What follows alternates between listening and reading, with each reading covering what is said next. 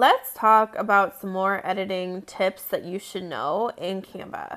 These are going to be some really fun ones. So if you click on the photo, let's just say that I don't like how dark and intense it is. So I'm going to come in and I'm going to hit transparency on this bottom scroll bar.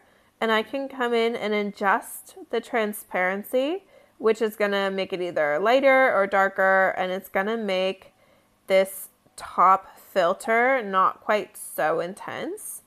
And then what I can do is I can go in and edit the back photo as well. And I can make that more or less transparent. So you can also adjust the layers. Maybe I want the photo in front of the text. Maybe I want the photo behind. You can come in and drag and drop these layers to adjust where text and your photo is sitting. I also really like coming in and clicking on the text and then going over to effects. And this has some really, really cool text effects that you can use.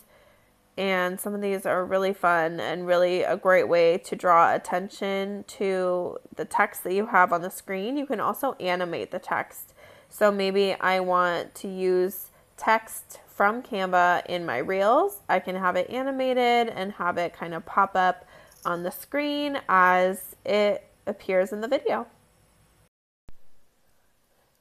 Here are a couple more features you'll probably want to know as well. If you make a mistake on Canva and you want to undo it, go ahead and look in this upper left-hand corner. You'll see an arrow pointing to the left and an arrow pointing to the right.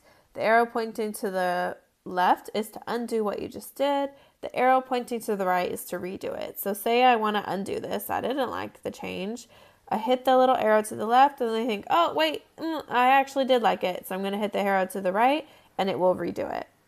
Then I want to go in and make some more edits, but I don't want the font moving around the page while I do that. I'm going to come in and I'm going to lock it in. So I'm going to hit these three little dots in the upper corner. This is going to take me to more options for the font and the text. So I'm going to come in here and I'm going to hit lock or lock position. Either of these works. Lock's position just means it's not going to move around while I'm moving around other things on the page, which is really nice as well. Then I want to also show you that there are filters. There's the ability to flip. There's the ability to create layers. There's so much you can do on Canva. This app really has it all.